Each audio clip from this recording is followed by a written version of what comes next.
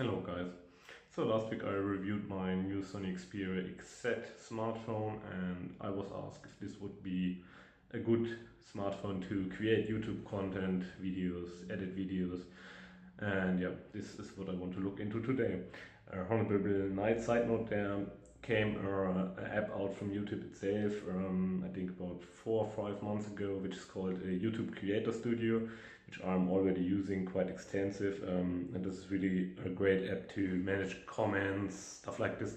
So to manage the side stuff of your channel, edit descriptions of video and stuff. It's a really great help for me to manage my comments and stuff. So this is, I think, a addition to this video as well. And yesterday I looked into editing software for smartphones, for Android smartphones especially. I ended up buying the Power Director from Cyberlink, which I will use to edit this video. So I'm using the front camera here of the Sony Xperia XZ, which has about a 3mm focal length, which gives it a quite big angel of view, and means you can get quite close to the smartphone, but it has a slight downside is that videos on this focal length tend to distort a bit. So my nose is getting a bit bigger, and actually on the previous screen it does not look as bad, or maybe I have a wrong image of myself, but generally if you're a beauty blogger or something like this could maybe a problem. Also if you're using a very tiny space, if you don't want the people to see the mess which is behind you, this could maybe an issue. The main issue with the smartphone for filming for me has always been the sound. I used my Z1 sometimes, but the sound was so relatively bad that I didn't ever bother to try again because the sound was so bad. So this is a thing I will try in a few minutes, go outside and walk around, and hopefully we have some wind, so we'll see how the quality, how the smartphone is performing there. And I couldn't get as close to this camera as I can go to the smartphone. So here, and now I'm filling the screen, but this is just about, or yeah, if you see this is about 2 centimeters, and the focus is really fast, which is a problem with most normal cameras, that the focus does not react as fast. If you go put stuff closer from many of my videos, this will be really a viable option. Yeah, this is the front camera, and for me as a vlogger, I always like to see myself, to see if I'm cutting off my head. Yeah, I'm not quite comfortable shooting without seeing what I am shooting. So as I said, I'm normally using this camera, and then you can flip the screen up, and this was the main reason I bought it. So here we are on the backside camera, which is the nicer and faster camera compared to the other one, but the focus is just brilliantly fast. So this is a really big thing. I bought a small tripod which you can also hold in the hand some weeks ago for other purposes, but it fits quite well. And then I thought I need something to put the camera on the tripod, and I got myself the cheapest selfie stick which you could buy for money. It was about €2, I think, in some Dollar Tree equivalent store. And I only bought it because I thought they have the standard screw for tripods here.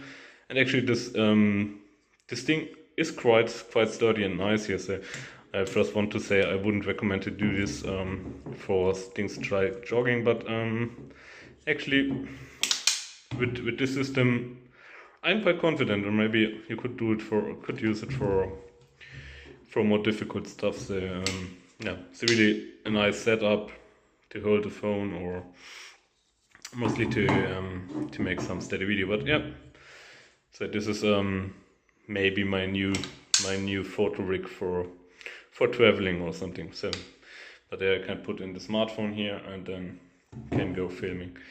So now let's go outside and find out how the sound is doing, if we have some wind and some movement, how the camera is performing. So guys, here I'm outside. I think the light is quite good. And here with my bicycle, rusty bicycle. It's already set up for winter, but it got quite warm last day. So yeah, that the light is probably better than I would have expected. So this is like the kind of video which Don is doing usually, maybe at a bit faster pace.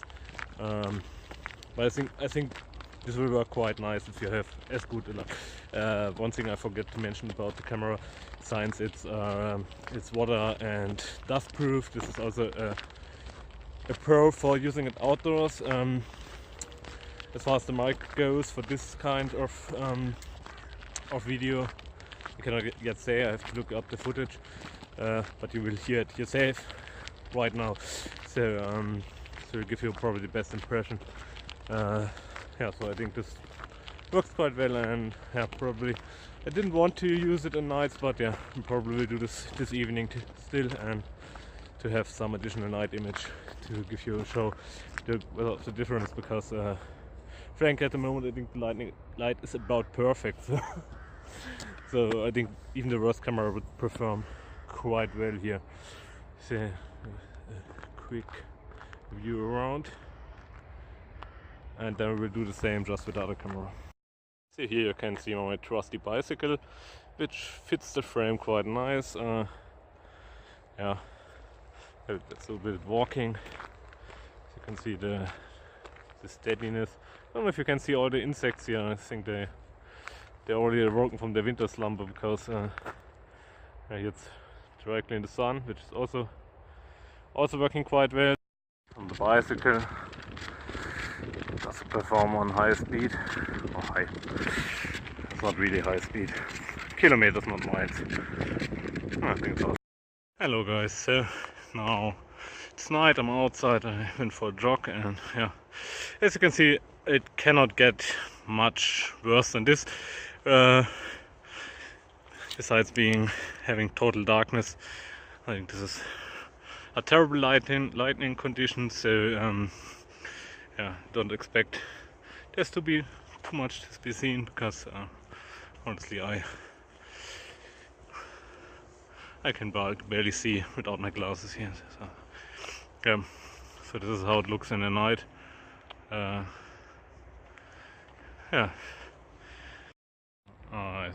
So I'm not sure about the sound, but I'm barely visible, so yeah, it's about as I would expect it, and yeah. So let's draw the conclusion for this video. Yeah, the editing went quite well so far. So I watched the footage which I made and cut it a bit together, and yeah, I think it works even easier than on the computer for me. I guess if you have a good editing rig or computer set up, good software, and you are really good at editing videos, you probably would like to put the videos onto your computer and edit them there. This Sony Xperia X set is quite a nice option. If you have the dual SIM version, you can boost the memory up to 320 gigabytes, 64 internal and 256 on a micro SD card, which is quite expensive. So probably going with the 200 megabytes, which I have, is much more cost effective at the moment. This is the end of November 2016. Probably in 2 years the X set is maybe about $350, and the micro SD cards will also be cheaper. So will still be a nice cellular by then. So yeah, as I said in my full review, which you also can watch, I think it's an expensive phone, and